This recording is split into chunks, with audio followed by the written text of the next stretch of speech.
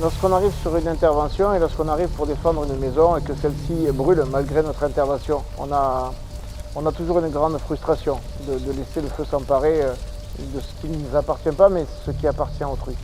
On a toujours cette frustration de ne pas avoir rempli l'objectif et de défendre les personnes et leurs biens.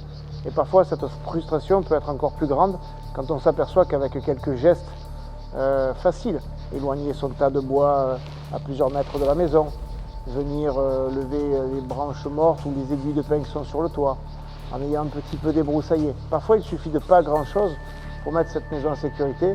Et lorsqu'on arrive et qu'on n'arrive pas à faire le job, lorsqu'on arrive et que la maison brûle, forcément on a ce sentiment de ne pas avoir réussi cette mission. Parce qu'à ce moment-là, c'est plus la mission du pompier, c'est la mission collective, c'est la mission que l'on doit à la population, mais la population nous doit aussi ce petit retour de cet investissement pour empêcher vraiment les feux.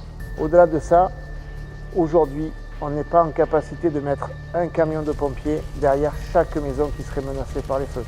Et une maison débroussaillée, même en l'absence de pompiers, même en l'absence de défendabilité, peut toute seule être prémunie de ce feu. Le feu va passer à droite, le feu va passer à gauche, le feu va passer par-dessus et certainement pas toucher cette maison.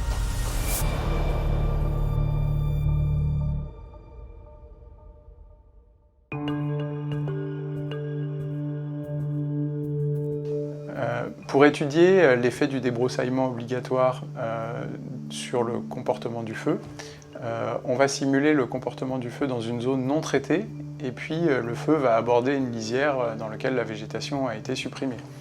Et donc typiquement, en fait, dans la zone où la végétation n'a pas été traitée, on atteint des flux radiatifs de l'ordre de 200 kW par mètre carré, sachant qu'un pompier peut typiquement supporter des choses de l'ordre de 7 kW par mètre carré pendant une minute. Et donc au fur et à mesure qu'on s'éloigne de cette zone non traitée et qu'on atteint 10 mètres, 30 mètres, 50 mètres au sein de la zone débroussaillée, ben, ces flux radiatifs diminuent progressivement. Et ce qu'on peut montrer avec ce type de modèle, c'est que dans des conditions de propagation un peu dites de référence, à 10 mètres et à 30 mètres, les flux radiatifs sont souvent trop élevés par rapport à ce seuil de 7 kW par mètre carré, alors qu'à 50 mètres, on arrive à passer en dessous. Un autre facteur clé, c'est les températures, puisque les températures au sein de la zone non débroussaillée, ça peut atteindre 1200 degrés, sachant que le pompier peut supporter de l'ordre de 90 à 100 degrés pendant une minute. Donc là aussi, au fur et à mesure qu'on s'éloigne de la lisière et donc qu'on s'enfonce dans la zone débroussaillée, ces niveaux de température diminuent jusqu'à passer en dessous des seuils nécessaires autour de 50 mètres. Alors voilà, ici on est dans une forêt qui a brûlé l'été dernier. C'est une forêt qu'on a commencé déjà à exploiter parce que les arbres sont en train de mourir. Et on est juste après le traumatisme et on n'est pas encore sur les phases de reconstitution, mais ça c'est pour les années à venir. Alors ce qu'on ne sait pas forcément, c'est que globalement les forêts ont été très dynamiques pendant ces 50 dernières années. Elles se sont étendues à cause de la déprise rurale et en même temps elles ont accumulé de la biomasse parce qu'elles sont plutôt jeunes et dynamiques. Voilà, donc en région méditerranéenne, le phénomène est aussi vrai et même encore plus renforcé. Et face à ça, on a un problème de feu de forêt, parce que des forêts étendues, c'est des forêts qui vont faire des grands feux, et puis des forêts avec beaucoup de biomasse, c'est des forêts qui vont faire des feux très puissants. Donc les pompiers vont avoir une grosse difficulté qui va être aggravée par les changements climatiques, parce que ces forêts vont être plus sèches, et avoir beaucoup plus, cette biomasse va être encore plus disponible au feu. On va avoir aussi des phénomènes extrêmes au niveau météorologique, avec des canicules, des sécheresses, qui vont rendre ces forêts encore plus combustibles. Et d'ailleurs, nos résultats ont montré que sur un front de flamme qui fait 100 mètres de long, c'est pas énorme, eh bien ça dégage une énergie de l'ordre de 1000 mégawatts. C'est l'équivalent d'une centrale nucléaire, donc c'est énorme.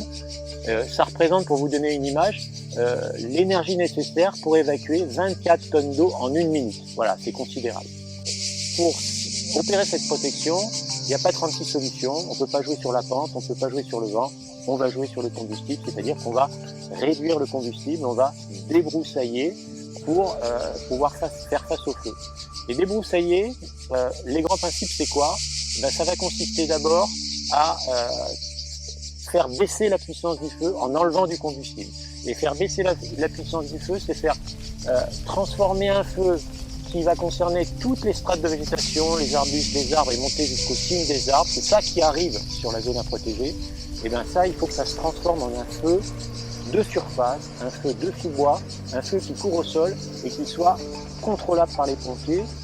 Et s'il n'y a pas de pompiers, que ce feu soit suffisamment peu puissant pour ne pas détruire l'enjeu qu'on veut protéger. Voilà, ça c'est la clé. Et pour ça, bon, qu'est-ce qu'on va faire? On va enlever des arbres, des arbustes, mais on va quand même en laisser. Et ceux qu'on va laisser, il faut qu'ils soient à distance les uns des autres. Donc on crée des trouées, des discontinuités qui vont permettre de bloquer le feu. Voilà, donc avec ce débroussaillement, vous avez toutes les chances de protéger votre maison.